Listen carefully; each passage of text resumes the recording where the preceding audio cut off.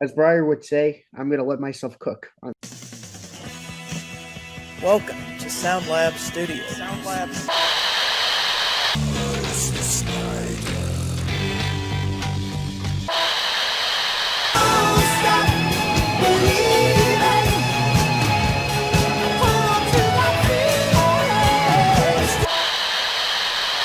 To the point where I'm no fun anymore.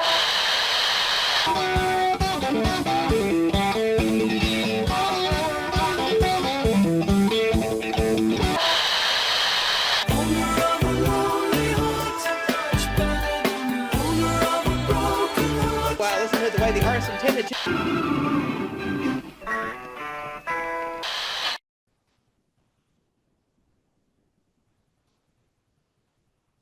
It's you. Hello everybody. Welcome to. Just kidding. Hey, music fans, welcome back to Welcome Sound to- Lab Studio. I was gonna say welcome to Sound. I was gonna say welcome to Sound Saturdays with Sound Lab. But it's not Saturday, is it? Well, if you upload it on a Saturday, it could be. Okay. Hey, music. Oh, yeah, I need to start video. Okay, I could tell already. This could be one of my favorite videos we make. Okay, so I need to have a good and calm intro then. Here we go.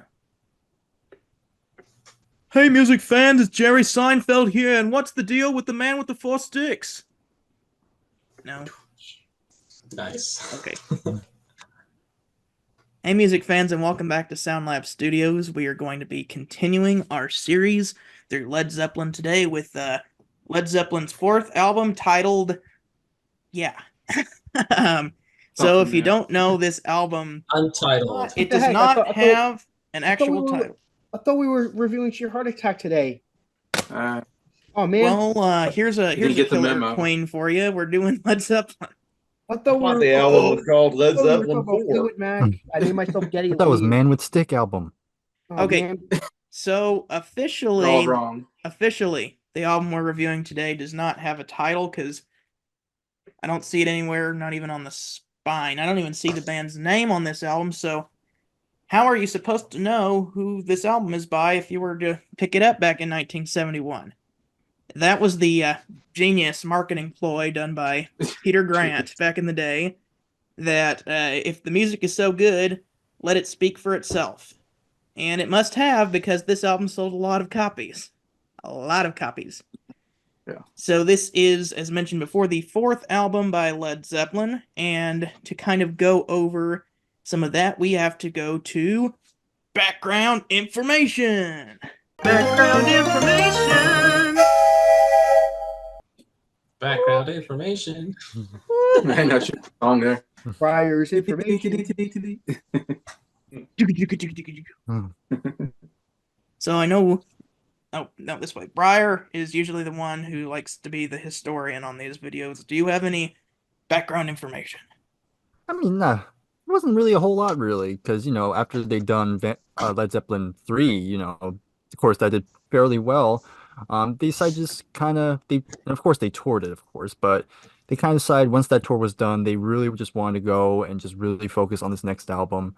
And yeah, they just got together, just wrote a bunch of songs, and they wrote a ton of songs. A lot of them would not make the album, which we'll get to more later on in the series. But yeah, I mean, we kind of already talked about the other stuff about it, no name of the band, no name of the album. It's just like we just mentioned, the music speaks for itself. And yep, it worked out. It's their best-selling album of all, and definitely one of the most recognizable. So yeah, again, there was like a whole lot of unique information about it. It's just one of those moments they just wanted to record an album, and lo and behold, it just blew up for them. So yeah, very simple. That's very simple, I'd say. They I will did take say- each one took like a different logo or something, I think. Yeah, to kind of make it more mysterious, kind of like... They also introduced the symbols as well. Yeah, the symbols. Yeah, I think each one came up with their own symbol or something. There it Yeah. is. Yeah, kind of like Gandalf Yeah. when he puts his sign on the door in The Hobbit. It's Which is based funny out of, because is John Paul Jones Thor? because that's Thor's symbol on his hammer. I think so. Really? Yeah. John Bonham is Irish, and John Paul Jones is Thor. And apparently Jimmy Page got his from some kind of science book that represents Jupiter, who's the god of January, which is the month he was born in. Oh. And funny thing about this album, if it sounds sonically different, it was actually recorded in like a 18th century house that they used the Rolling Stones mobile studio to record on. And well, fun fact is that the original Fleetwood Mac was the one who it was either the Peter Green Fleetwood Mac, or it was like around like 1970 when like Fleetwood Mac like was like, hey, we should record here, and they did. Which Fleetwood Mac was that? I don't know if it was the Danny Kerwin, Jeremy Spencer Fleetwood Mac, or if it was the Bob I'm Welch. guessing it was Bob Welch, because this house like apparently was a haunted house, and that seems something more like Bob Welch would want to record at. So yeah, I'm assuming like Bob Welch was like, hey, you should use this studio, and they did. Okay, so do we have any general thoughts on the album before we get into it? I got one. This is the first time I had heard this album in full. I actually loved it so much I listened to it another 2 additional times. The day we're recording this, I listened to it 2 times in one day. And this is another fantastic album from Led Zeppelin, and I'm excited to dive into every single track on this bad boy. Oh yes. No, Oh yes. there are no bummer tracks on this album, in my opinion. I think every song is awesome in its own way. So let's go ahead and dive in. The first song. Oh, I guess me and Jason won't say our opinions. I don't have really any more to add to it. Black Dog. Okay. Oh wait, sorry. I'm gonna have to edit that part. Go ahead. It's good for editing. Well, my opinion on the album is that, like, on a technical level, it is amazing. It is amazing on a technical level, but I've heard like most of these songs so much to the point where on the radio is like shoved down my throat. It's like to the point where I can't enjoy them anymore. But technically, they're amazing songs. I will just say that now. Yeah, I would say 5 of these songs are probably radio hits. That's I mean, totally. that's more than half the album. Exactly. Like, were hits. And even though they didn't really release that many singles. Yeah, I know. It's like people when Stairway to Heaven came out, people would call into the radio station to play it because it wasn't a single. Well, Led Zeppelin never had a #1, right? It's one of the craziest things I've ever heard. That's crazy. They never won a Grammy either. They never won a Grammy. That's true. That kills me. What? What did win a Grammy if they didn't? There's a lot of bands that never won Grammys. Queen never won a Grammy. What? Oh, are you kidding me? They never won a Grammy? Nope. I mean, they got into the Grammy Hall of Fame, but that's something different. Did crazy. Did the Who make a Grammy? I don't think so. Wow. Okay. Wow. Okay, so now that we got all of the thoughts out of the way. Sorry, great. Now there's another hiccup, literally, that I'm going to have to edit out. We are going to get to our first song, and that is going to be Black Dog. So, Jacob, what do you think about Black Dog? Black Dog. Fun fact, Black Dog, I think, was the first Led Zeppelin song I ever heard. That was before I even knew who Led Zeppelin was. It's one, this is probably the one I feel like this is a Zeppelin song that's been played on the radio the most times, because I had heard this song for a good chunk of my life before I knew who it actually was. And as a kid, I thought it was a cool song. You have this cool, like, isolated vocal from like Robert Plant, and then you got the amazing guitar that follows after it. I'm like, yeah, that's a cool sounding song. And then after realizing what the song is, I'm like, yeah, I still really like this song. Black Dog is a weird title because the song's not actually about a black dog. I don't know the significance of that, but I still think it's a cool song. I love Robert Plant's vocal tracks on the song, how isolated he is, like, oh, man, I'm Then you go down. No, no, no, Pretty awesome. It's a great way to open the album. To keep keep the blood pumping, I guess is what I was trying to say. But great song. You know, it's a great album when the one that I've associated with the most from Led Zeppelin. It's not even in my top 5. That shows how great of an album this is. But yeah, a great album opener. I think I can't say which album opener is my favorite because you got a Whole Lot of Love, which was a great opener for 2, Immigrant Song for 3, and now Black Dog for 4. I guess Immigrant Song is my favorite opener. Don't forget Good Times, Bad Times. Oh, that's a good opener too. But the other 2 are neck and neck. A lot of good openers. Oh, yeah. I would take Immigrant Song. Immigrant Song is out of the 4 so far. It's my favorite as well. Yeah, they're all great openers. Yeah. So about the title Black Dog, I mentioned before they recorded it at a house, and like sometimes when they were leaving the house, like there was just a stray dog. It was a black Labrador that was just like running around, and they thought, okay, we'll just name a song after that. Makes sense. Also, I think that it's time for me to introduce somebody that's their first video on the channel that I forgot to mention at the beginning. This is Tyler, and he is going to be jumping in on the Led Zeppelin series now. Yay! Okay. Yes, Black Dog is a really good song to start the album. It's not even the best song on the album at all. It comes in. I love of course, the isolated vocals, and then the guitar riff hits you just right away, and the song just goes, and it's awesome. Yes. And I find it really funny that they made it intentionally difficult so that no one could steal it from them, which is real rich coming from Led Zeppelin. Oh, we'll get to that later. Yeah. When the levee breaks. Well, they credit one of the songwriters on the label. So it's not exactly stealing, but All right. still a good song. Briar, what are your thoughts on Black Dog?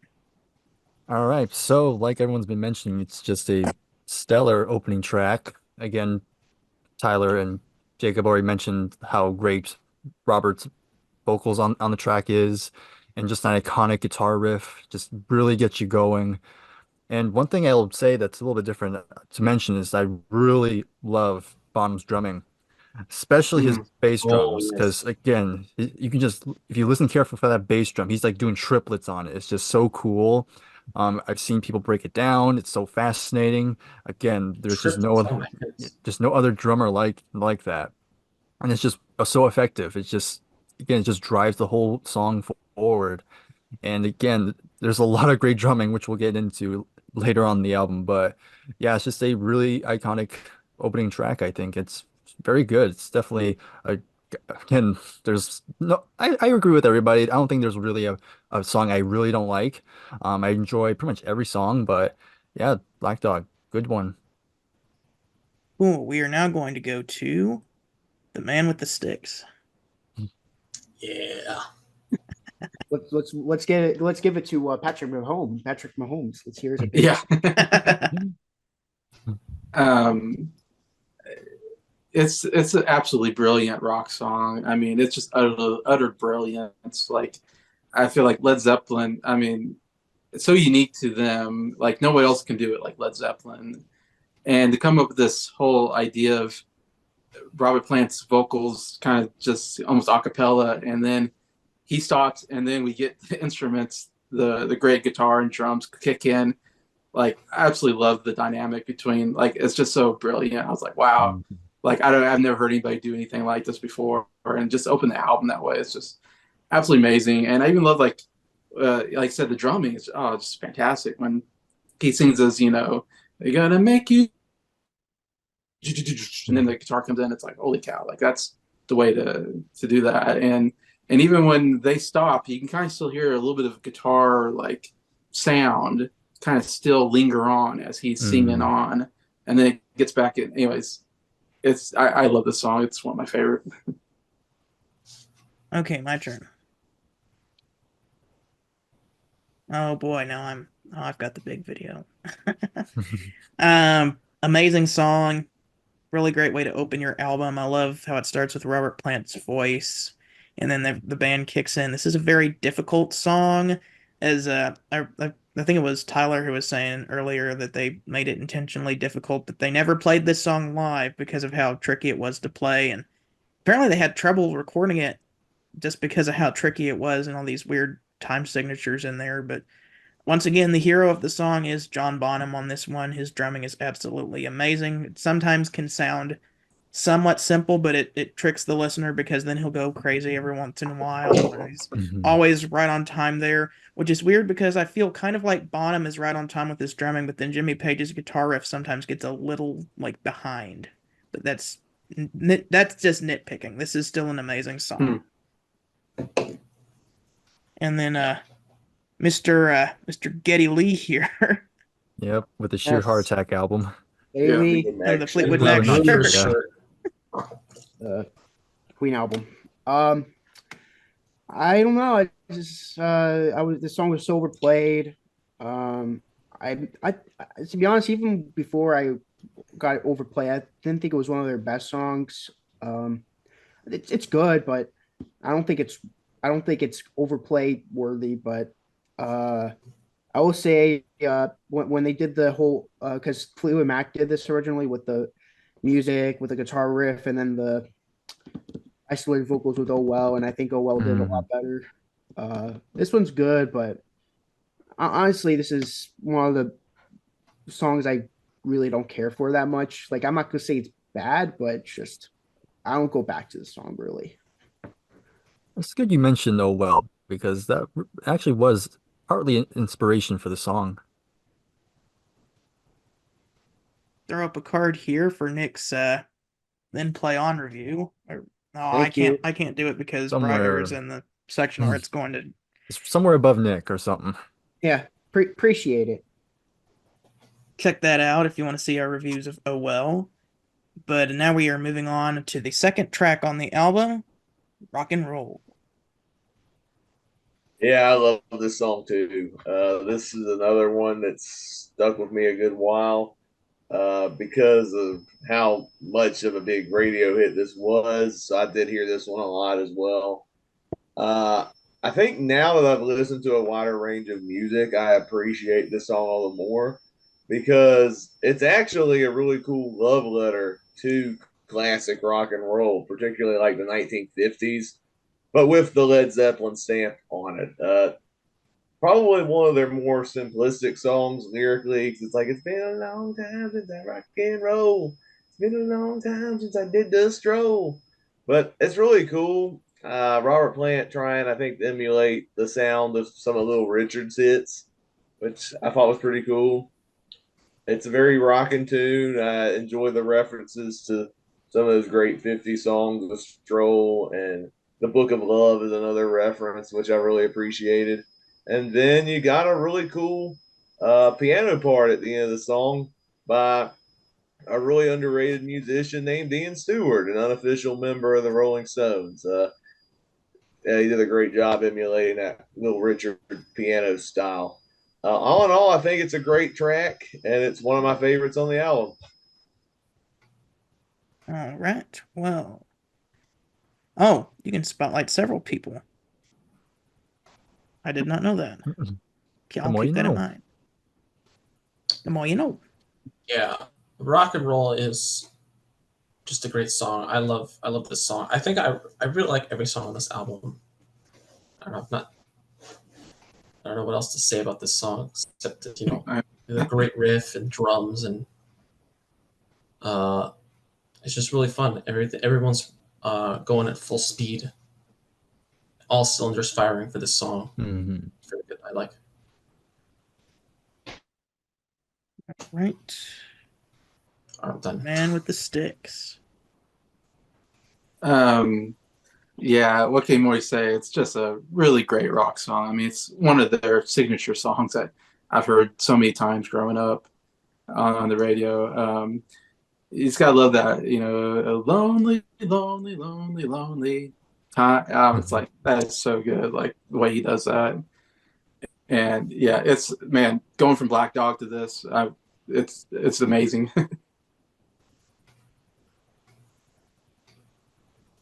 Yeah, I mean, it's probably the heaviest song on the album. And that's, of course, I'm into heavy music, so of course I'm gonna be drawn to it. But yeah, it's just this fast pace, just this driving song that goes a million miles per hour, but you're just loving the journey of it. And again, Bonham's drumming just so heavy. It's just going fast. It's just kind of driving everything. And then you have the great riff by Page, of course. Just a good guitar tone here. And again, the vocals here is great. I especially love when you hear Robert playing kind of wailing in the background as he usually does. Yes. It's pretty cool. It's always cool. It's always been a good song. But yeah, I'd say another highlight for me. All right. Next is me. Okay. Yeah, this song is amazing. I love the beginning. So this song was adapted from a jam session they had. They invited Rolling Hmm. Stones pianist Ian Stewart into, well, I was gonna say the studio, but the house where they recorded it at. And we're just gonna do some 50s rock and roll kind of, not like covers, but just jam sessions based on 50s rock and roll. And there were two of them that they recorded out of it. One of them is called Boogie with Stu, that was kind of a riff off a Richie Valens song, and we may or may not be talking about that song later on. But the other one, this one, Rock and Roll, kind of started out whenever they were jamming to Chuck Berry's "Keep on Knockin'," which is kind of why the drum intro sounds very similar to that song and harkens back to it. The Yeah. Correction, Scott. Keep a Knocking's a Little Richard song. Did I say Chuck You said Berry? Chuck Berry. I was thinking Little Richard and Chuck Berry came out of my mouth. Okay. See, Chuck, not Chuck Berry. The Little Richard song. I'll see if I can edit that in. uh, if not, it'll make for an interesting blooper. But man, the guitar riff on this is amazing. More amazing drumming from Bonham, John Paul Jones, great bass line, and then that piano at the end when Ian Stewart comes in. It's amazing. I love the guitar solo in the middle of this one, and I love the section. I think the coolest section is probably at the very end where John Bonham gets this short little drum solo right before it ends, like the, Yeah. Hmm. and then it ends on like a bow bow, which is kind of a weird note to end on, but I don't know, it works for the song. don't forget Jason. Wait, He already had his opinion. Yeah, we Yeah, you did you already put Jason Jason. already. Yeah. We did. Oh, Yeah. we can edit that. Cut that out. that's what editing is. That's why I paid for the paid version of Zoom so that we could fix Move mistakes magic. like this. I'm just gonna say it again. This is an okay song.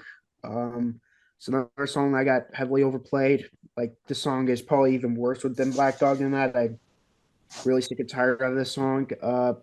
My biggest problem with this album in general is that it's like their most simplistic sounding album compared to like the previous album and especially the one that comes after it, which I think those albums are far superior than this album.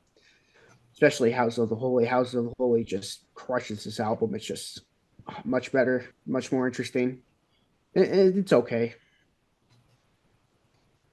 All right, we are moving on to track number the third, which goes by the name of The Battle of Evermore.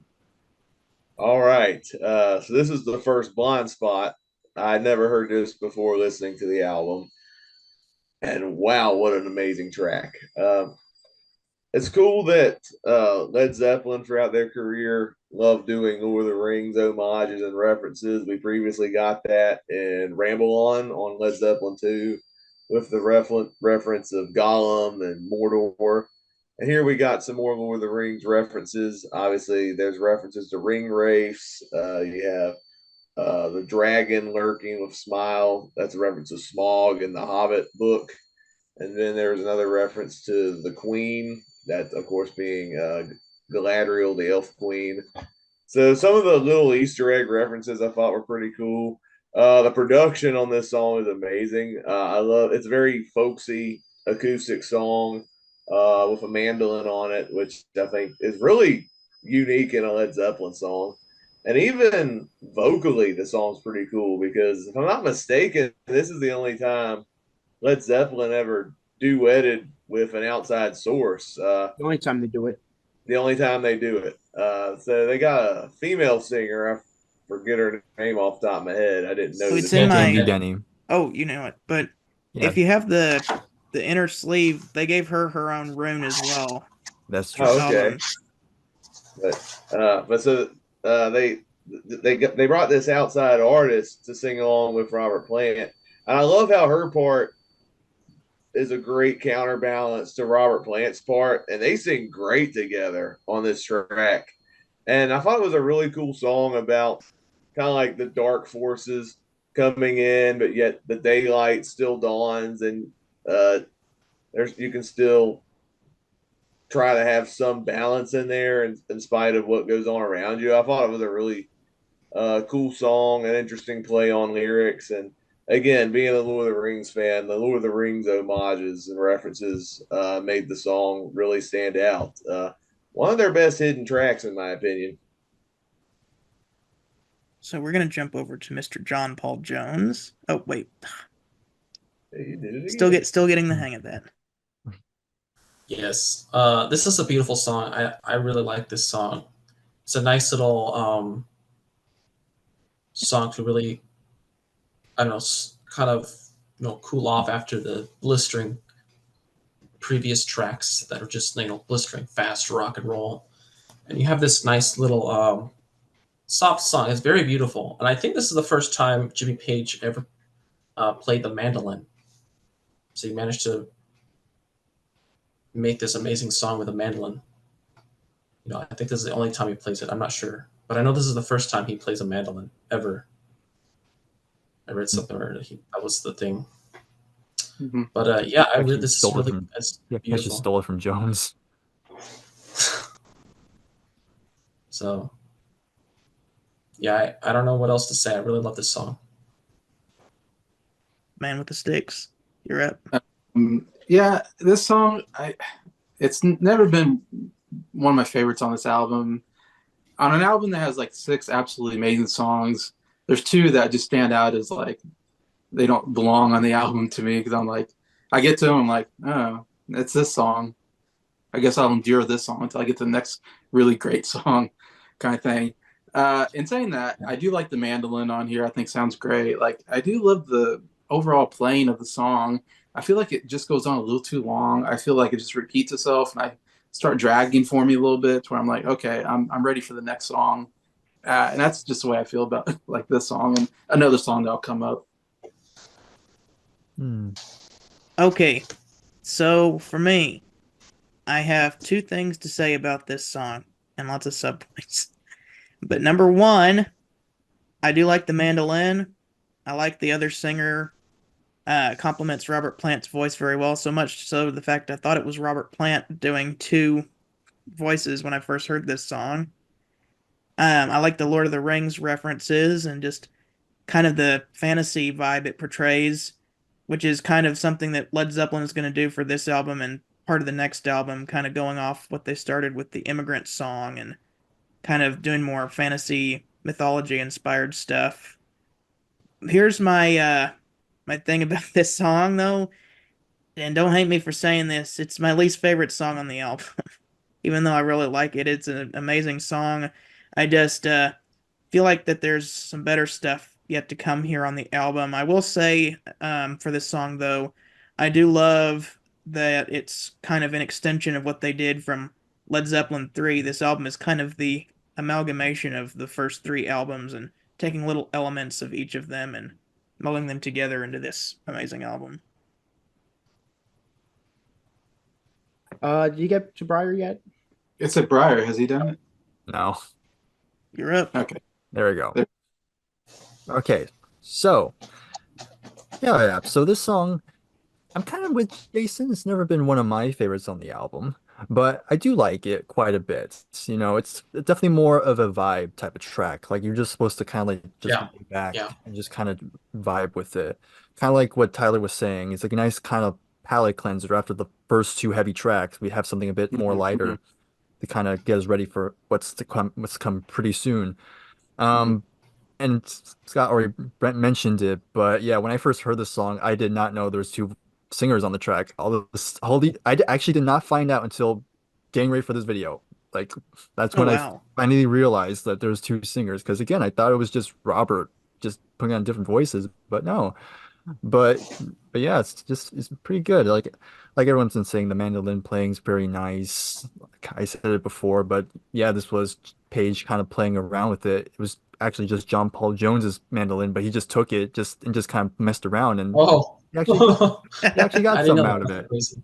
Um and yeah, we of course the Lord of the Rings stuff is pretty fascinating as well, but again, it's not one of my favorites, but it's fine. I do kind of like it. Yeah, I think it's interesting that this was the last song recorded for the album, and Hmm. it's funny too because when I first heard "Give Me Shelter" by the Rolling Stones, I used to think that it was Mick Jagger doing a double take with his with a higher voice. So I was kind of like Oh, back with There that. you go. But I'm just gonna say this is the best song on the album. It's the most interesting sounding song on the album. Feel like most of this album sounds very simplistic compared to the previous album. And like I said, with the Houses of the Holy, this sounds like something that would be on Houses of the Holy. Kind of wish it was on that album because it fits a lot better on that album than this album compared to most of the simplistic sounding songs. Okay, I'm Um, very sorry, but this is not a simplistic album. I'm gonna have to disagree with that one.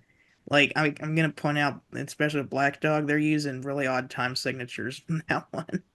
well, yeah, it might be on a technical, like I said, on a technical note, it is, but for someone who's listening to it, it sounds simplistic. I'm not saying it's like this is my opinion. This is 100% my opinion, but I personally think this is a very simplistic album compared to the previous one. I'm not saying it's as simplistic as the debut album. That's like that the debut and the presents are like the most simplistic albums, but I don't know. It's just I feel like this and another song on this album are a lot more interesting and it works. Okay, we are gonna move on to track number the fourth. It's the fourth song on the fourth Hmm. Led Zeppelin I think I've album, heard the. the and song, I where think it might be famous. it's gonna be called Misty Mountain Hop because there's no stairway. Hey!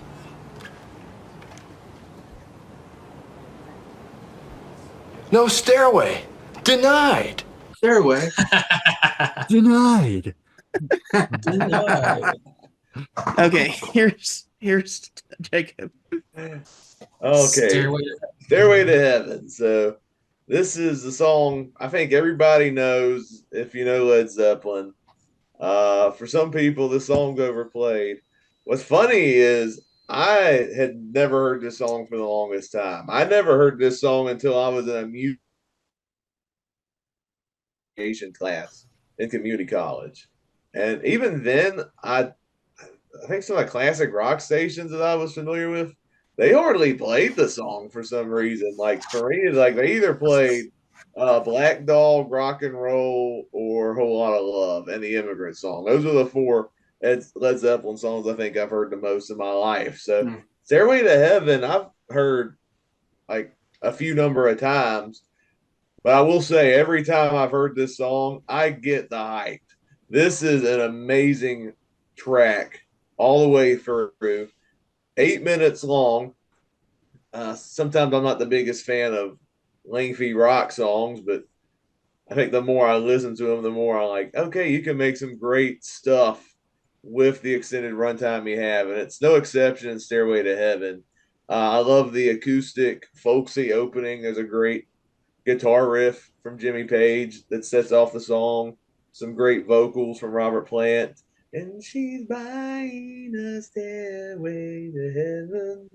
Has some great woodwind instruments in there, and I love the slow progression of the song, where more instruments Yes. come to play, and then gets a little, it starts to pick up the steam a little bit. The more Robert Plant starts singing, and then you get to the where there's a bushel on the hedgerow, and then you get to the very end, and then the drums start coming in from John Bonham, and you get the and like the last couple minutes, it becomes like this amazing hard rocking masterpiece where Robert Plant just goes full out on his vocals. And then I went on down the road.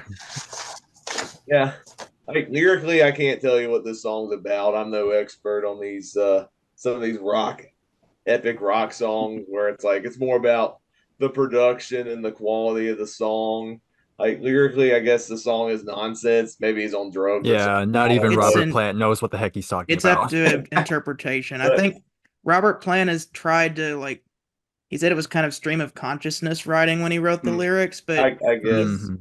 he's come around and said that the meaning that he wants to put to it is that it's about the dangers of greed and that this lady thinks that she can buy her way to heaven and that not to be in the mindset of you can buy anything with money. Yeah, okay, I can see that one. It's better than some of those groups saying if you play the song backwards, it's a satanic message because I don't buy that crap. Yeah. But I think it's an amazing song. One of the best Led Zeppelin songs of all time, and it might be my favorite Led Zeppelin song on the four albums that we've listened to so far. And it's going to be a hard one to beat. All right, so now we've got All right.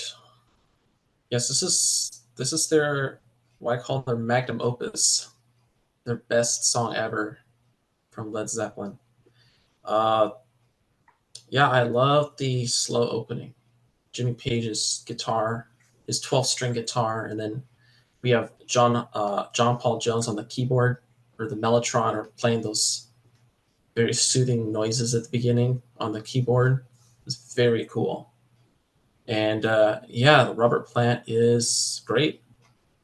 His vocals are amazing. And then, John Bonham's taking a nap for the first half of this song. For his first half. Before he gets a drink. He didn't drink. He's just sleeping. And then someone taps him. He's like, oh, it's time. And then the song really picks up when he starts drumming. And when he comes in, it just hits you right in the chest. It's like, oh my goodness, there he is. He's here. And then it's yeah, when Plant starts belting, it's really good. Especially that little end verse right there. He's just belting it out. It's awesome. Yep. All right. Yeah, I remember introduced to the song by the movie Wayne's World, which we have referenced earlier. Yeah. I was introduced to Bohemian Rhapsody and Stairway to Heaven basically by watching Wayne's World when I was like 8 years old, I think. and I remember I had no idea. Yeah, when he goes into the guitar shop and he starts playing the beginning part, I think of Stairway to Heaven, and the guitar store owner has to stop him and point to a sign that says "No Stairway to Heaven." I didn't get the joke. I was like, "What? No Stairway to Heaven? Like, what does that mean?" But I still love no stairway denied. And I was like, okay, I don't get this joke. And then my dad had to explain to me Stairway to Heaven's this song. Anyways, a really good song by Led Zeppelin. And I was like, oh, okay. And I distinctly remember listening to the radio and the Stairway to Heaven came on. And I knew right away, I was like, oh, this is that Stairway to Heaven song that my dad told me about.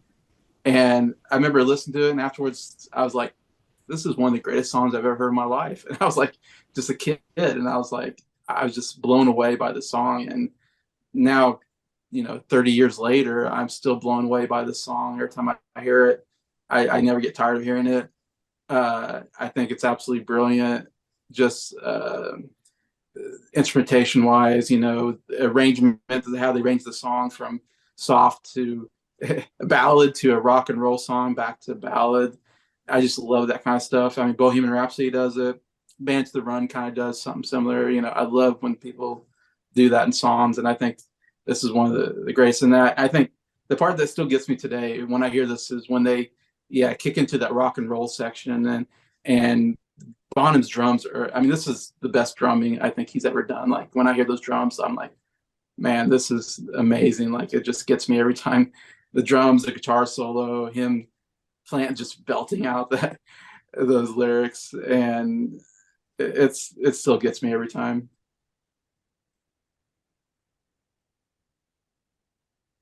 Yep, this song is a journey. It holds Yeah. up to that title. And yeah, I mean, we can go on about the structure, the different sections of this, and for good reasons, because yeah, there's just such great stuff in here, like playing with different sections, different dynamics here. Um, Again, just great vocals, great guitar solo, and the drumming, of course. Yeah, it's just like I don't have much else to add to that, but I will say it's actually surprisingly not my favorite song on the album. Really? It's still pretty high though. It's still, so don't worry, it's still in the top five, but it's kind of one of those songs where maybe I have heard a bit much because of course I've heard this song since I was when I was in high school because my mom when I told my mom I was getting into music, she said, "Oh, you gotta check out Led Zeppelin, Stairway to Heaven, you gotta check it out." And of course, when I first heard it, I was blown away by it, and I've heard it many times, and I'm not at the point where I think it's overplayed for me, but it's kind of at that point where I kind of want to preserve uh, my love for the song. So I'm at a point now I don't need to hear it as much because again, I want to preserve just the love and appreciation I have for it. At this point, it's kind of like well, it's kind of like an old friend where you hang out for a while, then you kind of drift apart. But then when you come back, it's kind of like Uh, all the memories come back. It's like, yeah. oh, yeah, I still really like you. So that's usually how I feel about Stairway to Heaven, but still, it's an iconic song. I think it deserves the reputation it has. So here's the thing.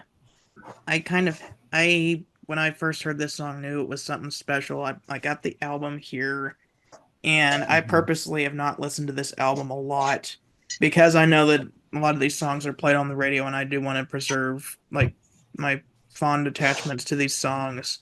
So, and I'm glad that I did because this is when I was in my big Led Zeppelin listening phase last spring. This was one that I didn't listen to very much. I think I listened to it maybe twice. And I listened to In Through the Outdoor, I don't know how many times. I listened to Houses of the Holy, I don't know how many times. But that one I didn't listen to a lot. And honestly speaking, I'm glad that I didn't because listening to this album again today after a long time, Mhm. especially this song, really helped me realize what good songs are on this album. Mhm. And um, this may or may not be my favorite Led Zeppelin song again after listening to it again. But starting out, that guitar, you can say it was stolen from whatever that Spirit song is or not, but Yeah, I forgot. it's different. It's a common chord progression. Mhm. But that guitar intro is just amazing. You just like you hear that and you know that you're in for an amazing journey here with this song. And then John Paul Jones comes in with that recorder. He plays some electric piano. Um, Bass comes in, and then like it just it starts off really quiet and slower, and as the song progresses on, it gets gradually louder and gradually faster until John Bonham comes in with those drums about halfway through the song. Mm. Boom, boom, boom, boom, boom. And then like the electric guitar comes in a little bit later as well. That comes in before Bonham. I think like every verse adds a new element. The first verse is just Yeah. Page's acoustic Mhm. guitar and John Bonham's recorder. And then the second verse I think has some John Paul Jones electric piano. And then the third one has like the bass and Jimmy's electric guitars. And there's like a little interlude section though. It makes me wonder part where he's got that boom ba dum boom boom boom boom boom boom ba dum dum dum dum boom dum. Yeah, and like every time he stops, it's like that's the part where John Paul Jones plays the electric piano note. So it's like bow bow bow bow bow bow bow bow. It's like alternating on the like Jimmy Page's riff is on the on beat, and John Paul Jones is playing on all the syncopated beats, and I think that's really cool. Of course, the best part of the song is whenever we get into the rock section with that guitar solo that when I listened to it today, it literally sent shivers down my spine because I forgot just how emotional it is when it comes in. And that, especially that call and response part with the several different guitars, that it's kind of he'll play a really amazing lick, and then you'll hear like in the background, and he plays another like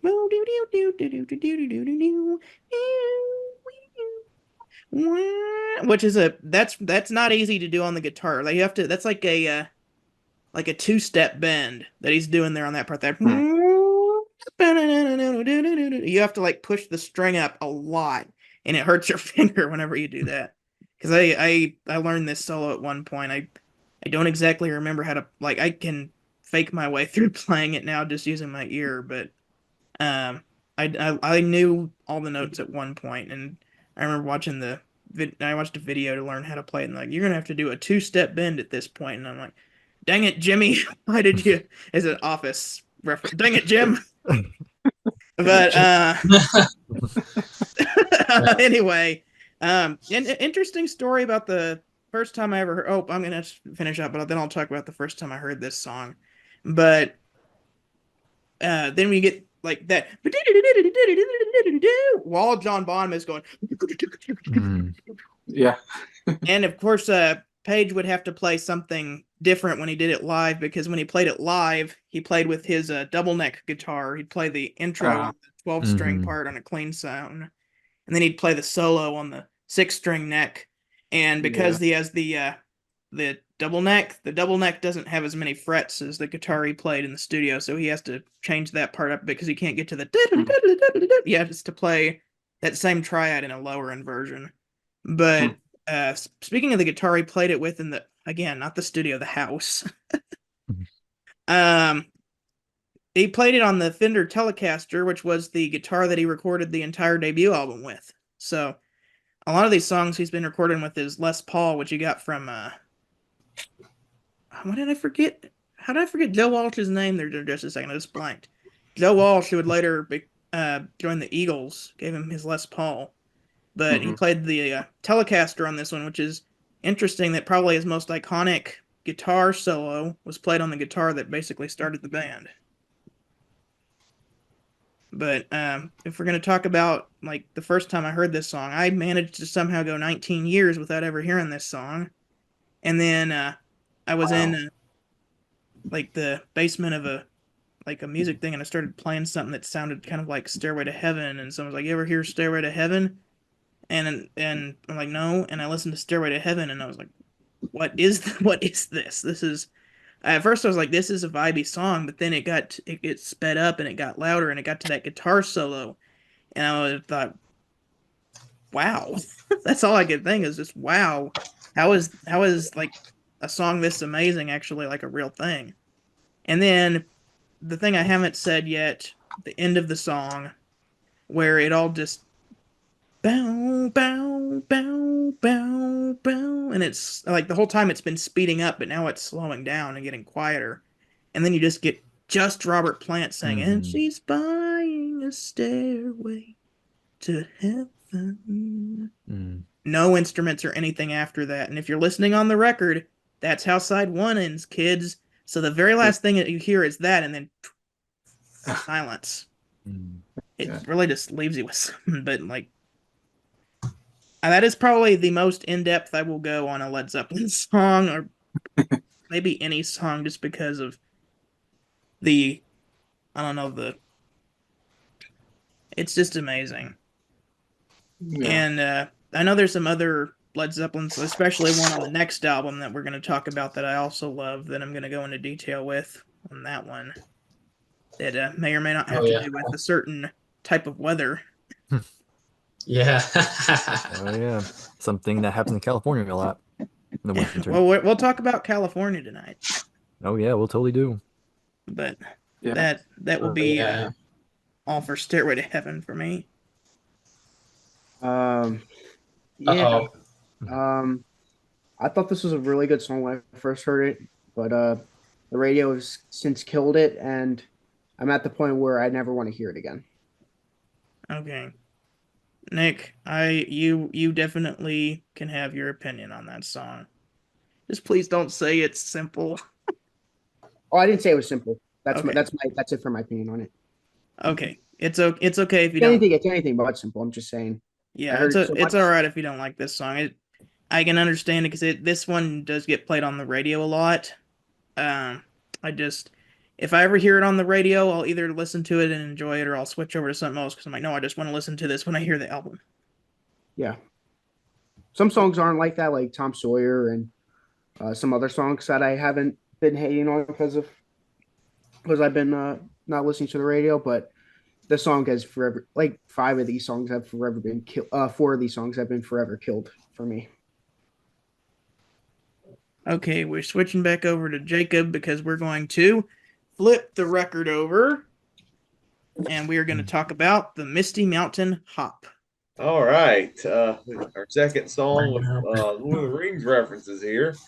I like this one a lot. To me, the coolest thing about this whole song is actually there's this really cool electric piano riff. I think John Paul Yes, Jones John did Paul it. Jones. John Paul Jones. Like down, down, John Paul Jones, baby. like that riff has been in my head all day. And Me too. And I just Yeah. listened to the album earlier today. Yeah. I think I like the Battle of Evermore better as far as like Lord of the Rings homage songs. I think calling it a Lord of the Rings song is kind of putting it loosely because there's only a reference to the Misty Mountains at the end of the song.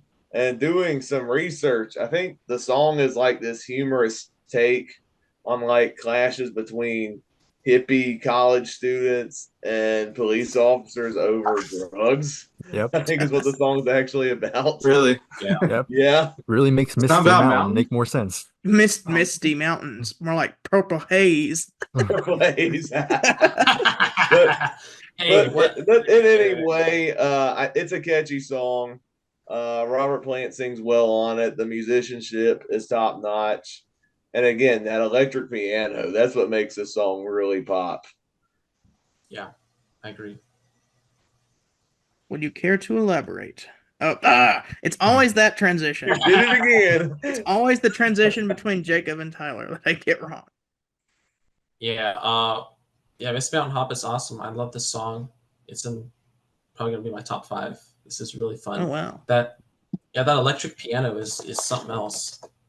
It really gives a nice, flavor into this song. It makes it different from the rest of the rock songs from the previous side. I really enjoy. John Paul Jones is the secret John Paul- sauce.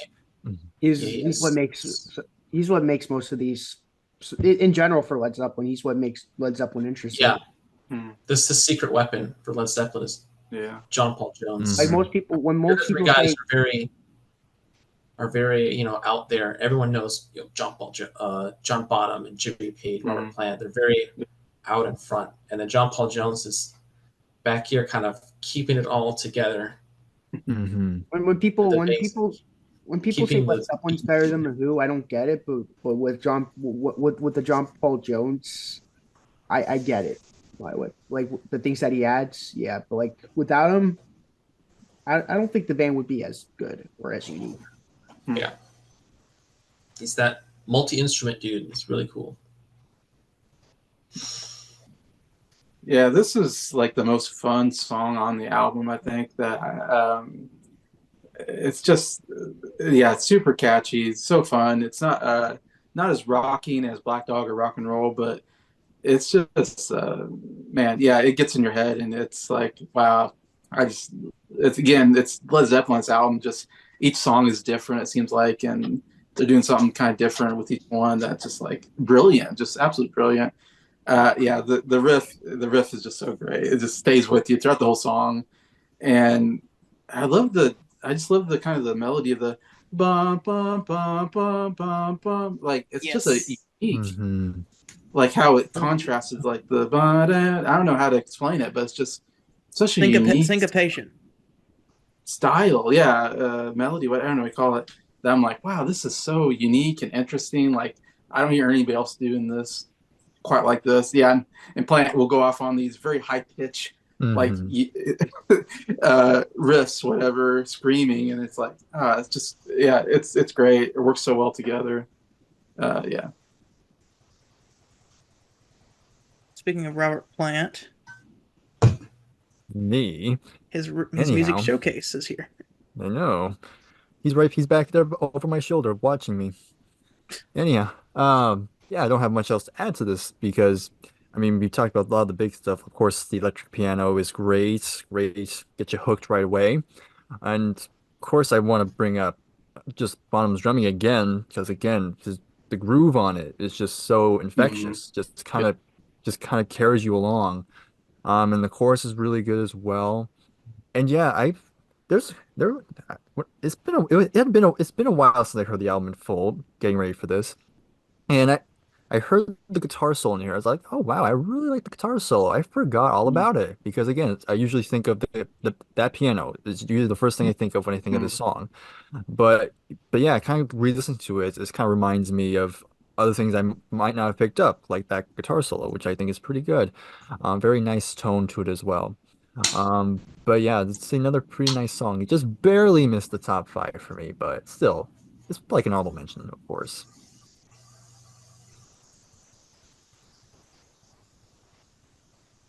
Okay, so yes, that electric piano by John Paul Jones is amazing. The guitar when Jimmy Page joins in on the bo do do do bo do do do, Hmm. and Mhm. Jason hit the nail on the head. The way that that plays in with Robert Plant's da, da, da, da, da, Hmm. Yeah. da, and Yeah. then there's like the harmonies are kind of odd as well because they're like there's like da, da, da, da, da, da, da. Like that's kind of an odd harmony that goes with it's like it's using parallel notes. I don't know the interval because I'd have to walk over to the piano to find it, but like it's kind of an odd harmony and that with the syncopation clashes in the best Mhm. possible way with the Mhm. main riff of the song. And I think that's really interesting. I also really like the Lord of the Rings reference, even if it just name checks the Misty Mountains. But um I don't know, this album is a lot more lyrically interesting than the first two. Maybe not the third one has some good ones, but like um some of the more fantasy inspired stuff like this, but even though most of the song I just directly contradict myself because like Jacob was saying most of the song wasn't. I guess I'm thinking more of Battle of Evermore, but really great. I'm not sure if it's going to be in my top five because I haven't made my top five yet, but Okay. Too hard. it's difficult. Yeah. Yes. I actually think this is one of the better songs on the album. This is Hey! one.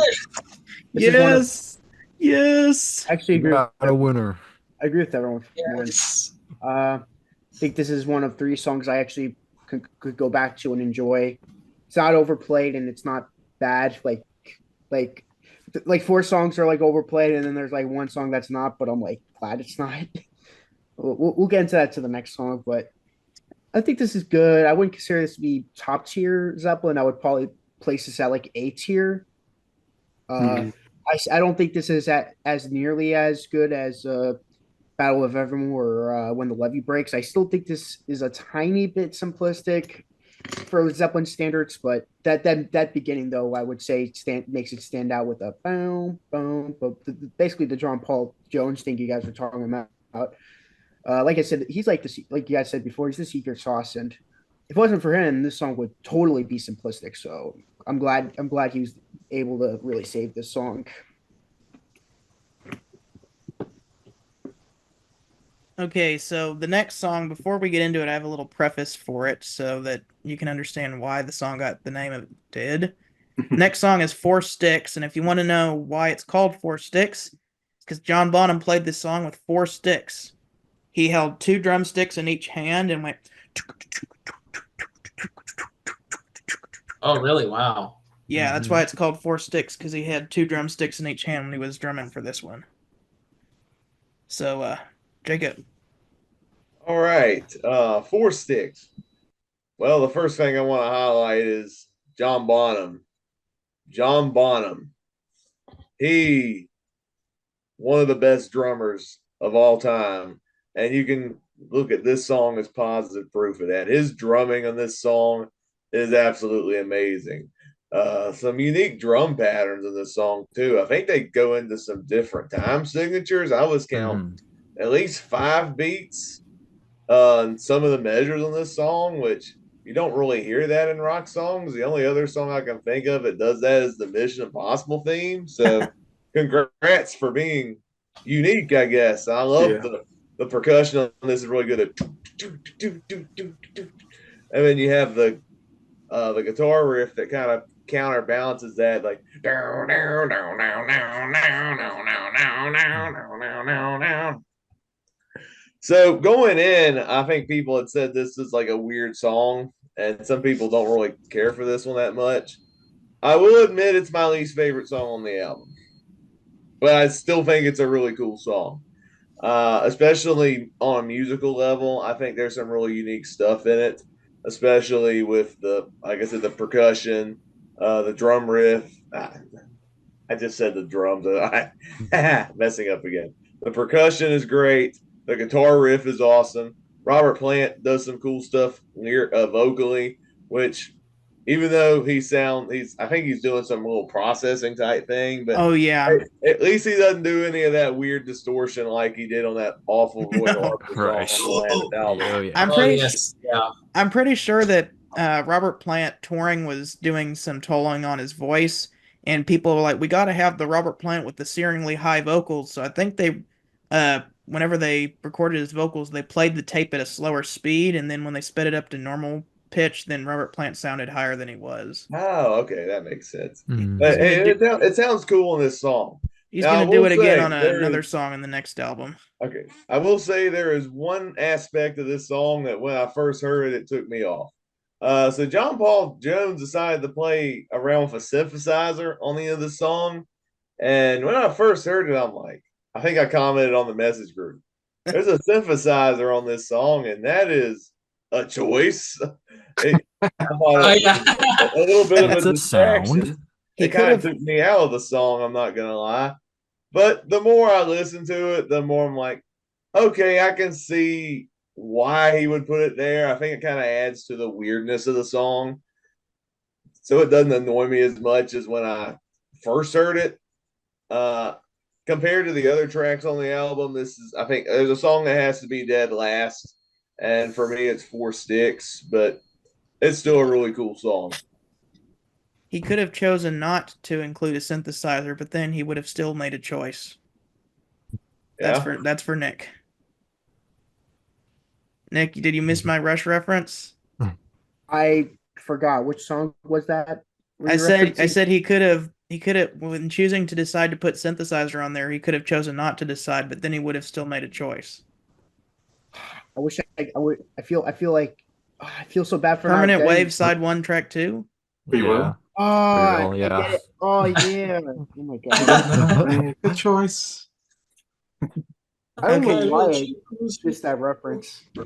It's a long night for Nick. I'm probably like the least familiar with the lyrics on that song. I know, That's like alright. Free Will. If you reference Spirit of Oh, transition. Let's go. All right. So yes, this is an odd song. This is like Jacob said, if one song has to be last, it's going to be this song. The song's really weird. It's got a certain charm to it, but it's still really odd. I don't know. It's pretty fun. I don't hate the song. I think the song's pretty fun. But yeah, it's definitely the bottom of the barrel when it comes to this album, which is not really saying much because the rest of the songs in this album are really good. And this song, and then 4-6 is still a pretty good song. But I do enjoy. Yeah, the synthesizer at the end is kind of, oh, okay. It's there. Yeah, I'm kind of the same with everybody probably on this one. Just I said it with the Battle of Evermore, and I guess 4-6 is those two songs to me. It's like you have these 6 absolute amazing songs. I mean, it's some of the best songs Led Zeppelin's ever done, and So those two songs just they don't stand out. They're not memorable. They're just like take it or leave it type songs. And it's not a really bad song to be honest. I think Jacob said, the drumming is actually quite good. The guitar riff is actually not bad. It's actually a pretty good guitar riff, but I don't know why. Every time I get the song, I just don't care that much about it. It's just, and maybe it's just it's not top tier Led Zeppelin songs like the other ones on the album, and so it makes it stand out a little bit as like just a ho hum song in my opinion. But yeah, so it's like not bad, but it's just not memorable.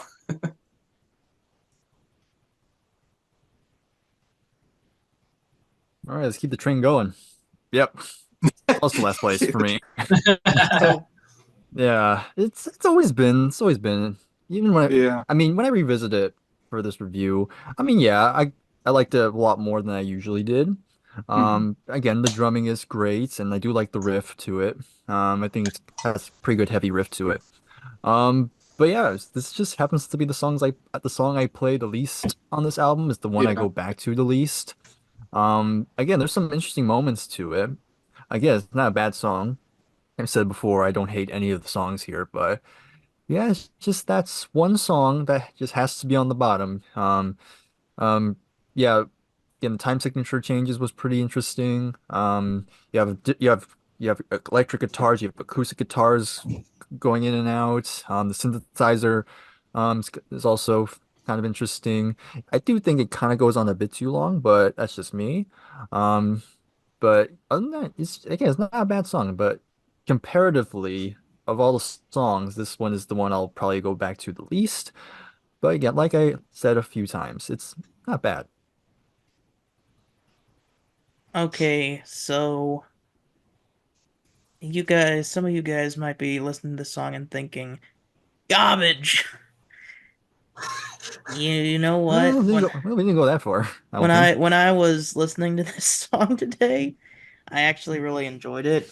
It Okay. reminds me, actually, the first time I ever heard this song was actually on the radio, if you can believe it or not. Wow, okay. Because Did they get the yeah, you know what station I'm talking about, Tyler, where they have Get the Let 925 Out. Lone Star? Yeah, they played this song, and I remember hearing it and thinking, this is weird, but in like the best possible way. And then like at the end, they're like, that was forced. This guy with this really deep voice is like, that was Four Sticks by Led Zeppelin. And fun fact, when Bonham was recording that in the studio, he used four different drumsticks to get that unique drum pattern.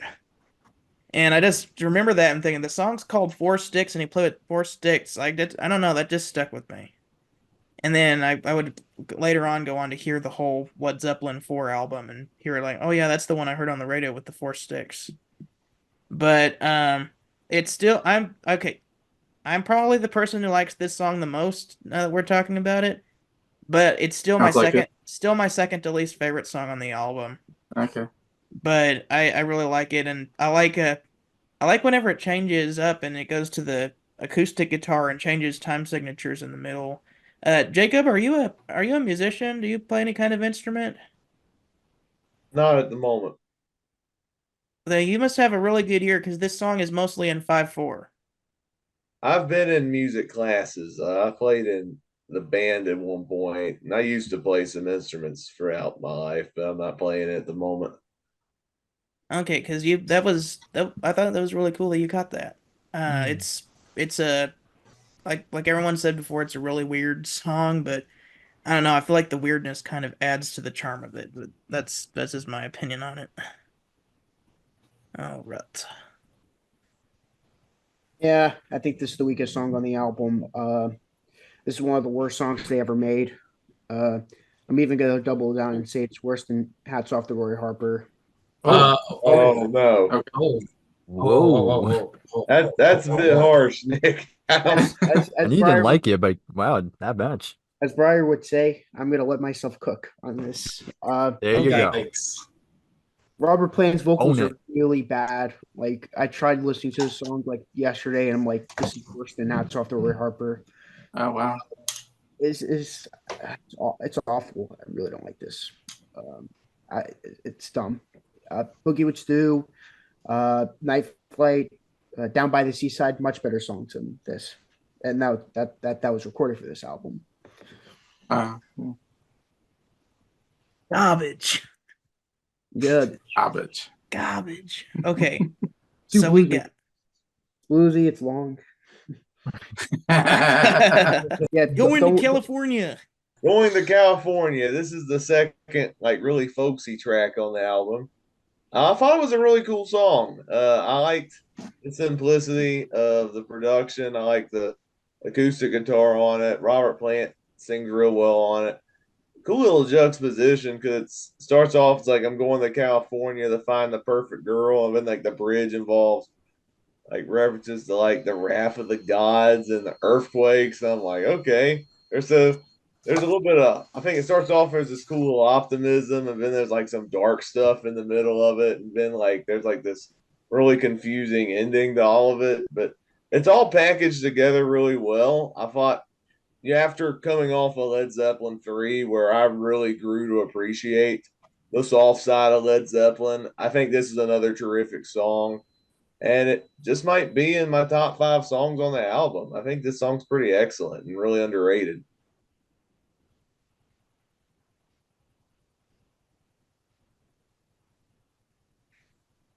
All right. Yeah. This is one of my favorite Led Zeppelin songs. It's probably my maybe top 10 or 15 Zeppelin songs. I love this song. This is one of the best ones on the album. One of the best ones they've done. I loved one of their best acoustic efforts in their discography. I really enjoy Going to California. I never get tired of hearing this song. I love it. yeah, I'm echoing Tyler. I love this song. It's one of my favorite Led Zeppelin songs. It's I love it's you got the song with so many, or album with so many great rock songs, and then you got this. This is definitely the softest song on the album, the acoustic song on it, and I love that you get the song here in this album right here towards the end, and it's an acoustic guitar. It sounds like there's a mandolin in there. Am I crazy? Or I believe there think is. I Yeah. I think think there's a sounds like a mandolin. mandolin. Jonesy's mandolin again. Yeah. I love the sound of the guitars on this. There's a couple different. When I listened to it last time, I was like, I can't figure out everything, but it feels like there's a couple different instruments going all at once. It's very, I think, intricate, and I love all the sounds I'm hearing. There's something about this song when I hear it. It's just I feel so laid back. I feel so calm, so relaxed. Like it's one of those songs that I just feel it just brings me to a place of zen or something, where I'm like like everything's right in the world when I listen to the song.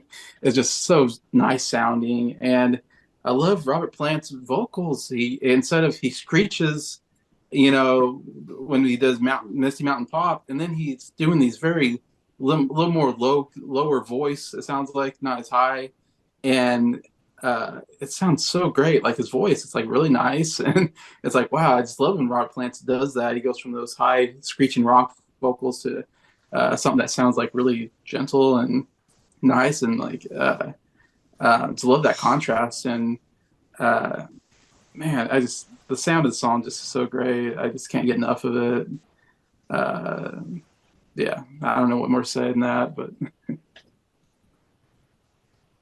Welcome to my neck of the woods. I say transition Yes. to fire. As a fellow My, Californian, I am genetically have to love this song. Anyhow, but yeah, I mean, yeah, like everyone's been saying so far, I love this song. It's of their more folky, more acoustic songs, it's always been my favorite. Jason talked about it, the guitars and the mandolin just sound so great, and I love Robert's vocals on here. It's just so calming, so relaxed and laid back. They just kind of just relax. This is the type of song you can picture just looking outside your window on a sunset. It's just Mhm. perfect for that. And yeah, just about a song about going to California, just seeking hopes and dreams, stuff like that. Um, and one thing also didn't know until doing research for this is that the song actually referenced Joni Mitchell, who I also love. Really? I believe there was a lyric that actually references her first song on her debut album. Oh. The song was called "I Had a King," and I know in the song there was something about a queen Queen Without a King, and Uh-huh. then later on the song you hear Robert say, "They say she plays guitar, cries, and sings," which is Hmm. supposed to be a little allusion to Joni, which I Wow. thought that was nice. I liked that a lot. But yeah, I love the song. It's definitely one of my favorites on here. This come out the same time as like Blue? Yeah, it's around the same time. Yeah. Wow, that's cool. Also, Also, oh, I just saying that I also I used to I grew up in California, so I also really love this Oh, song. really? Hey, Oh, wow. Yeah, cool. Cool. that's all. I've never been to California, Me either. and I will never have enough money to go to California. I've been in California before. It's hard to live here. It's hard to pay the rent here. Well, I was pay gonna the say. You can mortgage. visit. I've been you I've been visit, to it's fine. California once. I have a family member who lives there, and it was a neat visit. I went to Wouldn't San want to live Francisco. there though. Sorry, what did you say? Oh, you said you were going to San Francisco. Yeah, because I didn't personally visit San Francisco, but we went because it was like 2 flights because we went to Oregon to see my grandmother, and we saw the Golden Gate Bridge, and it was pretty cool. Yeah, that's cool. We almost missed our flight because of traffic going to the airport. Oh wow! Traffic. You think the traffic's bad there? You should try No the surprise. 635 here in Texas. That's why No, you no, stay no, away no, from no, the no. cities. Way worse. Yeah, It's way worse in California, especially LA. It is. if you want bad 405, traffic, 101. Yeah. Come to the Midwest, man. Oh There's boy. we got a lot of room here in the Midwest. Sounds. Oh, so I there's not bet. traffic there. if you want bad traffic, go to New York. Oh The middle boy. of the day. Oh, I Or can Los only Angeles. imagine. Kansas I- traffic is way better than I'll New tell York, you- California, I'll Pennsylvania. tell you this. I'll say this: you go to New York, you want to go you want to go past 2 miles in the traffic, it'll be like half hour. Yeah. Bad, really bad. So this is another really good acoustic song, kind of in the vein of 3 and the Battle of Evermore here earlier on the track. Apparently this is another one that has the John Paul Jones's mandolin on it. I think it's a very chill song and a very good antithesis to some of the more upbeat rock numbers on there. That's one of the things I like about it is kind of the sequencing of the harder rock songs and then the acoustic songs kind of balancing out, and then you got Stairway to Heaven, which is both. So I really like this one as well. This is an all right song. Of all their acoustic songs they ever did, from the debut all the way to I don't think there's any acoustic songs on. There isn't any on Presence or In Through the Outdoors. So from the first album all the way to Houses, that's Two for probably one. this is probably their. That's not. That's not a real album, but I think this is the weakest of all the acoustic songs that they've done. It's okay. Mhm. I don't get why this is the overplayed one of the acoustic songs. I much prefer That's the Way and Tangerine and Over the Hills and Far Away. That's crazy. You mentioned, Nick, that you said this is an overplayed song. I had never heard this song until hearing the album this past week. Yeah, the place that the radio stations that that I was forced to listen to when I worked at this one company, it's like they fixate on those 4 songs on what Zeppelin 4. It's annoying. Okay, we got one last song, and the only thing I have to say about that song is It's the granddaddy of all drum intros. yeah. Yes, sir. Yes, sir. When the Levee Breaks. When the levee breaks. All right. So when I first heard this song, I knew it was in for something special. You got that really amazing drum intro.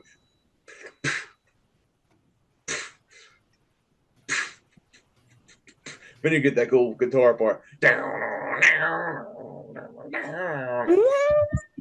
And as soon as I heard that, I was like, this is going to be one of my favorite songs on the album, isn't it? Had you ever heard this before you heard the album? No, this Yes, yes, is it was amazing. first time reaction. I love Same for this me, song. yes. This Yeah, me song. too. I think it had. I think we've talked about how in the other Led Zeppelin albums they were greatly inspired by blues, and from what I understand, this was a blues cover. Mm-hmm. I don't know how the original blues song sounded. It's probably like super simplistic, and it might be a generic blues song. I don't know, but It I sounds love the completely way different. I love the way Led Zeppelin made it their own. Like they kept the blues influence while making it into like this very hard, heavy rock song. The guitar riff, the guitar solo is throughout this whole song is great. This is John Bonham's show all the way. Like his percussion on this song is absolutely amazing. Oh, no doubt. I loved every single minute of it. Second longest song on the album, but still an absolutely banger track.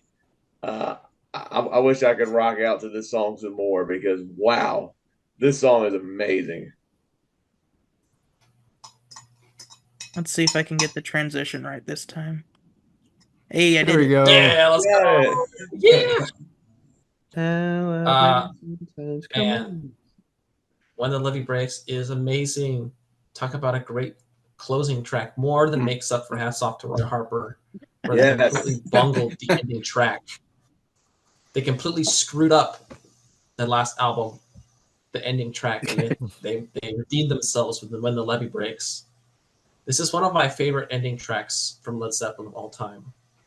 Right up there with How Many More Times and such things like that. We'll get into later. I would argue this is their best closer so far. I'll argue saying that this is their best closer, period. Mm. I'm not going to disagree with that. Yeah. True. Yeah, that drum intro. I don't know if I ever heard that song before. I remember listening to this album, when Scott and I had first been together. He was at work or something. I was like, oh, let me listen to this Led Zeppelin. We got to the song, I'm like, oh, what's this drums? What is this? And then that bluesy, whatever, that chord comes in. It's like, oh my goodness. This song is amazing all the way through. I remember when we had, because I had told Scott that I had listened to it, and he's like, oh, let's listen to When the Levee Breaks. And so, because he had set up his new speakers, and we put it on, he was telling me something about the sleeve, and then the drums come, and he's like, oh! He was shook by the drums. It was funny. In the It's like he words was of hearing it for the Robert first time. Plant, you shook me. There you go. So I remember because that's whenever he was first learning about how to put the needle down in the right place. And so we got a little bit of Going to California before, and he's like, oh, I'm just going to let it finish out because I like Going to California. And I don't remember. I was trying to tell him something about I might have been trying to tell him about like how the drums were recorded on When the Levee Breaks or something like that. I don't know. I was talking with him about some. I don't even remember what it was. But the second the drums start, it's the first time I'd ever heard When the Levee Breaks taken aback through the speakers, and I just stopped and just went, what? And then what's even funnier is whenever the song finished, I went over and realized, because what we were playing before was, I think, an early Beatles album. I forgot to turn the mono switch off, so I was hearing that in mono. So we played it with the stereo on, and it was even better. Oh, wow. You fly through the wall or something? Yeah. All right. Oh, great. I messed that up. transition. Well, I mean, this song's no Dust My Broom, but it's still pretty What? good. Oh my No. goodness. Get him out of here. Get him out. You can't say that. All right, Canceled. Neil Young. You're canceled. I'm canceled. Cancel Yep. Jason. Canceled. He's canceled. Oh, Yep, he no, left. he's gone. Wow. Didn't think he would pull Neil Young tonight. Oh, Jason. Come back, Neil Young. Let's make America Jason, green. come back. Jason? Since I'm Graham Nash, I'm gonna write. There he Shadowland. is. There he is. There he is. Back. I'm gonna write. Put that back. I'm gonna write Let him speak. Shadowland, a very racist Vietnamese song. What? Yeah, don't listen to American Dream. Okay. There's a song called Shadowland, and it's like it's supposed to like be about Vietnam, and it's like dun, dun, dun, dun, dun. It's like basically like dun, dun, dun, dun, dun, dun, dun, dun, dun. Like a lot worse. The It's passage to supposed to be a Bangkok. serious song. It's very offensive to listen Yeah, to. it's terrible. Garbage. It's like Graham Nash trying to be Phil Collins, and it's horrible. Oh no. Okay, Jason, go. Yeah, this song is like the probably surprise song on the album, the hidden gem maybe of the whole album, because this was never played on the radio that I know of. I've never heard this song on the radio, and yeah, first time I heard the song was listening to this album a couple years ago. Probably I listened to this album for the first time, and yeah, you get to that last song and you're like, what is this? And yeah, it totally takes you by surprise, and it's, to me, the song is like, it has this groove to it that you just get into it, that dun dun dun whatever, and the guitar is just gets you right in. You're just like, oh man, I like this groove. Like I'm just really into this. You know, my head's bopping when I'm listening to the song. I'm just like, yeah, I'm just like really into the instruments. Like there's not much singing on it. It's funny when you listen to it, you're like, is there any singing? And then there's a little bit singing, but it's like it's fairly long song too. At the end, but and it seems to, and I would say almost say the guitar repeats itself, but yet I like it. So I'm like, I'm into it. I'm like, It's I'm the liking one this long guitar. bluesy song Jason likes.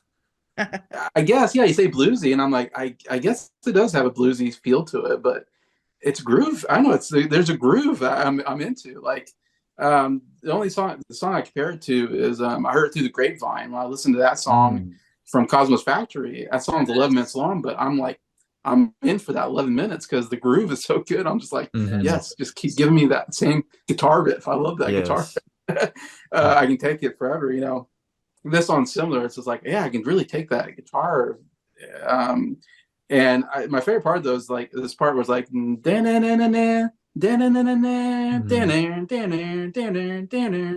that part is like so good. Like that is like just top notch, you know, Led Zeppelin guitar playing and overall instrumentation, and they said drumming and all that, but it sounds like harmonica in there. I don't know if there's harmonica. Yes, there is. Yeah. Okay, because there's something else. I'm like, what is this? This is so cool. Yeah, but yeah, so it makes it kind of this really cool song that I think everybody discovers when they hear the album. They discovered the song for the first time. That's the way I was too. Like I think Jacob was here, and yeah, you're like, oh wow, this is cool. But yeah, great closer. I agree. Right. Okay. Yeah. Yep. Continuing on this train. Technically not a train, more like a flood, but that's what the song's about originally.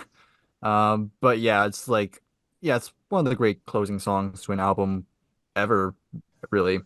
It's got, again, we already talked about that drumming on here, the big sound on here. I mean, this drum beat pretty much defines what we think of when it comes to John Bonham, just that groove and the sound of it. And yeah, it's just this very slow, but like Jason was talking about, you're just in it for that whole time. It does not get boring. You're just hooked onto it. And I love the harmonica playing through it, just adding to that darker, grittier sound to it. The bass on here is very heavy on here. And again, you can hear there's some kind of effect on Robert's vocals, but again, it works with the whole tone of it. Just really works all around through. So I mean, yeah, I don't have much else to add to it, but it's just a killer closing track, and it's one of my favorites. Okay, so like everyone else before said, the second that those drums kick in, you know something amazing is about to happen. When I was listening to the album this morning on my record, as soon as it started, I've heard this song a lot, but I still went, "Whoa, yeah!" as soon as it started, just because. Yeah, no, you were up there working. I hope I didn't disturb a call you were on, but no, you were. I was you were. I thought, oh, one of these drums. I'm like, oh, there you go. It's been the Levy breaks. That's what. yep. That has to be the one. But man, I love the drums. The drums kind of have an interesting production story that when they were in the house, they like put a bunch of microphones all over because there was a lot of like winding staircases, and they put Bonham's drum kit under the stairs, and they put like drums under the different stairs so that they could capture the reverb at different points whenever he played. And then they took that performance, and I think they had Bonham record his drums separately than the rest of the band. And then they purposely had him play it faster than it was going to be on the recording, and then they slowed down the drums, and then they just jammed along with the tape of Bonham playing the drums that was slowed down, and that's kind of what you're hearing on the song. I love the guitar riff. I love the harmonica that Robert Plant brings in. His singing is great. This is just an epic way to close the album. And I'm with Jason. The best part is the boom, Oh, boom, boom, boom, Scott. boom, boom, boom. Yes. Your internet broke a little bit. He's back. We can cut You that out. froze for What? a few seconds. You froze. You froze Yeah, a second. What was the last thing I said?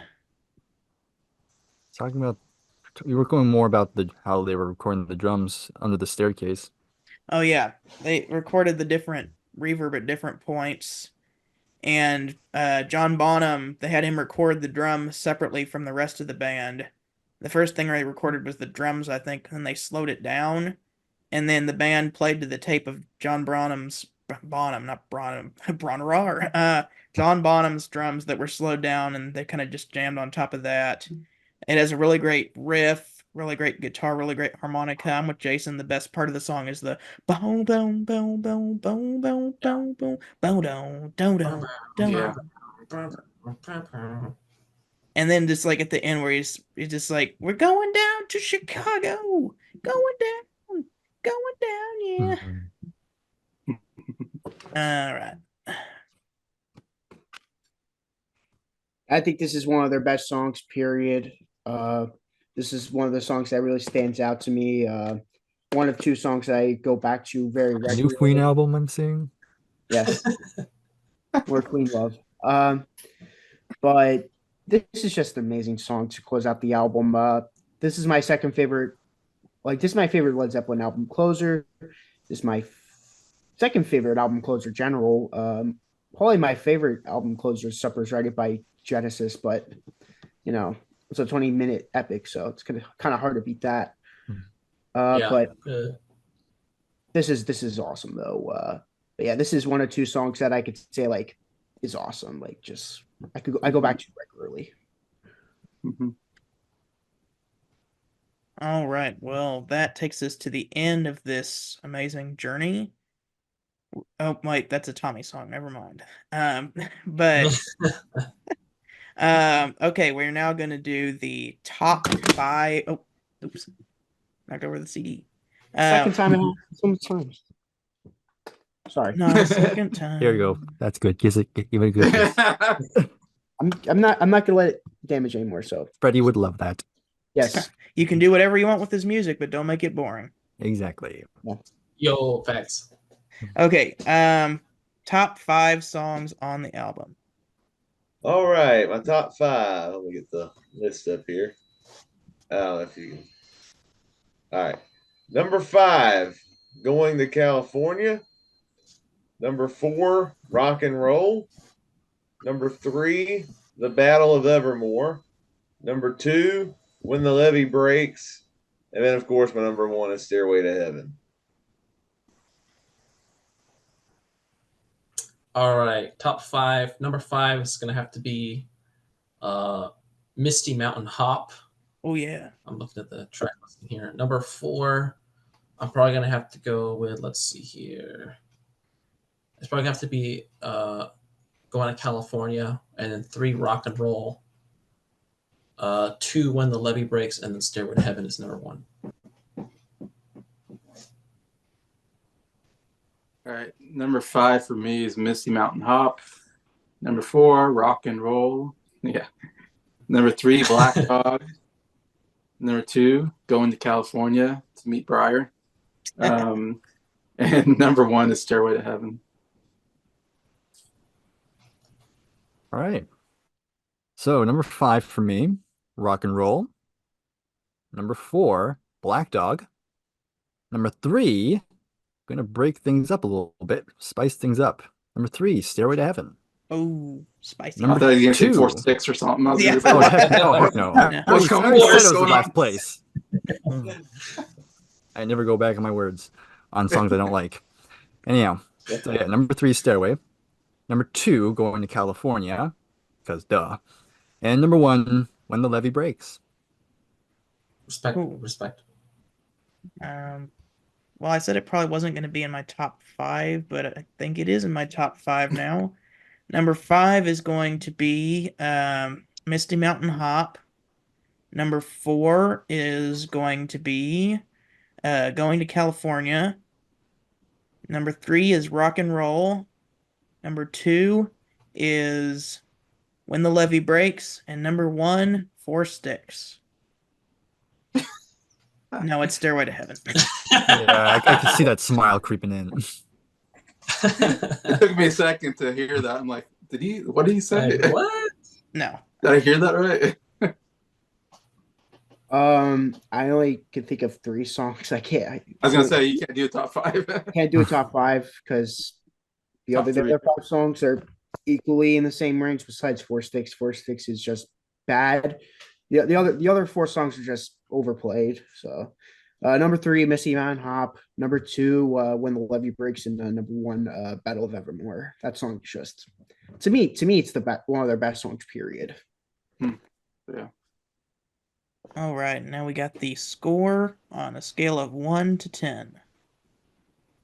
10 out of 10 for Led Zeppelin 4. I think this is an amazing album from start to finish.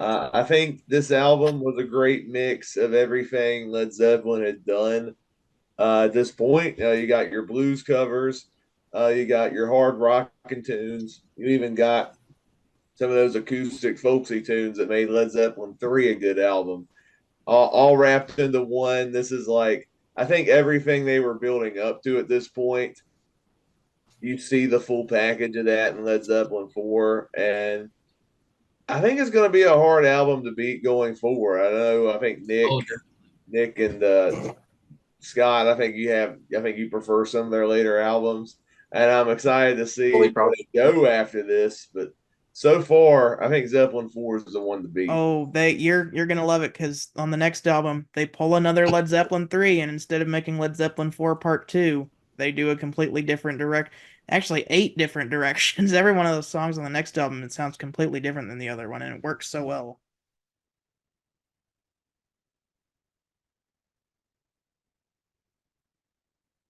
Oh great, did I freeze? Oh no. Yeah, good. Uh-oh, did I freeze? No. Oh, I think so. Yep. Oh.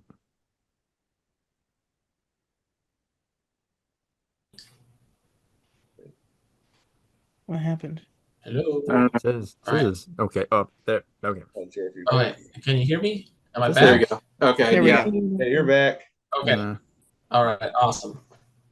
Okay, so I'm gonna give another 10 out of 10 because I think this, even with Four Sticks being a little weird, this album is still really good. I give it a 10 out of 10. Or so, yeah. I love this album. This is great. Again, a hard album to beat when it comes to Led Zeppelin. Yeah, I was really on the fence of a 9.5 to 10. I was definitely in that range, and I was like, what do I give it? Because, like I said, Battle of Evermore, 4-6, does that knock it off the perfect 10 score for me? But when I was listening to it today and I really thought about it, I decided that I had to give it a 10 out of 10 because Battle for Evermore and 4-6 don't ruin the album. It's still amazing. And I think the sequencing is some of the best sequencing I've seen on an album. To open each side with Black Dog and into A Stairway to Heaven and Missy Mountain Hop and then When the Levee Breaks. I mean, those are great starter and enders each side of the album. Like to me, they stuck like their best songs on the ends, and the beginnings and ends. And I love when someone does that. Puts my favorite songs at the beginning and ends of the album. It just really ties it in together so well. And Stairway to Heaven to me is one of the greatest songs ever made. So it's like, if you have Stairway to Heaven on it, it's hard not to give it a 10. All right. Very good. As for me, I'm not gonna be a little critical here, but not too much though. I'm gonna give it a 9.5. Um, Nick can attest to this. There's actually one album I do prefer than this, personally, which I'm looking forward to that when we get there. I But think you, Nick, again, and Tyler have the same favorite Led Zeppelin album. oh, that's Well, okay. all three of us. It would be three of us then. All right, cool. Presents probably right. Yeah. Yes. Yes, right? definitely. Yes. Of course, I'm always presents when that album comes I on. love Yeah, I can't. I wait, love Candy Store Rock. I Oh can't my wait to gosh. cover. Okay, so for real though, Candy Store Rock is like the rockabilly version of Four Sticks. I think it's better than Four Yo, Sticks. that's true. Yes. I think it's better than Four Sticks. Mm. Yeah. But yeah, as I was saying, I mean, yeah, it's a classic album. I think it definitely deserves its reputation. I mean, there's so many classic songs on here. A lot of them I'm still not tired of. It's just a really good album from start to finish. It's very, getting a lot of great playing on here, a lot of heavy moments, but a lot of quiet moments too. So 9.5 for me. It's a good mix. Yes. So I had originally scored this album a 9.5 out of 10 whenever, like, before I listened to it today. But then re-listening to the album today made me change my score, and I was like, what do I change it to? And I reserved my 10 out of 10s. I very sparingly, like, or not sparingly, I'm very picky about what I Right. give a 10 out of Yeah. 10, but I'm gonna go ahead, even though Battle of Evermore and Four Sticks aren't like my favorites, I think they're still still amazing songs, and I'm gonna go ahead and give it the 10 out of 10. Wow. Mm. Awesome. Not me. I just realized another. Yeah. Yeah. I feel so bad now. But Don't feel bad. so Don't feel bad. here's how I score. So it's like a take on Your Innocence or Proving Guilty. For me, it's you're a 10 out of 10 album until you're proven otherwise. So keep in mind, well, Stairway to Heaven docks it 2 points for it being ruined by radio. So that's 8 out of 10. 4-6 is horrible, so that docks it down another 2 points, which makes it 6 out of 10. And the other songs, the other overplayed songs, just dock it down by 1 point. I feel like the big thing that saves this album is Battle of Evermore. If it wasn't for that song, it would be a lot lower for score. So I'll give it a 5 out of 10. Okay, I'm gonna Neil Young now. He's gone. He's gone. The host is Made gone. the host leave. No. Oh, we got Rolling Stones. Well, tonight. looks like it's our channel now. Yes. Okay, our channel is a very, very, very nice channel. Yeah. Getting to the point where I'm no fun anymore. With all the as you're doing the math there, Nick, I was starting to go, is this like a -5? I can't figure out the math. Like -2 here, where are we going? American No! American No! Stop him! Dream. Do Stop! it in the name of love. We don't worry, we got it made. That's probably like one of the better songs on the album, and I think that song's garbage. Garbage. We're not washed up yet. No. Yeah, 5 out of 10. That's my score. Okay. Well, thank you guys for watching. We will see you in the next video, Houses of the Holy. Until then, remember, Yeah, music baby. is art, and art is expression. We will see you guys later.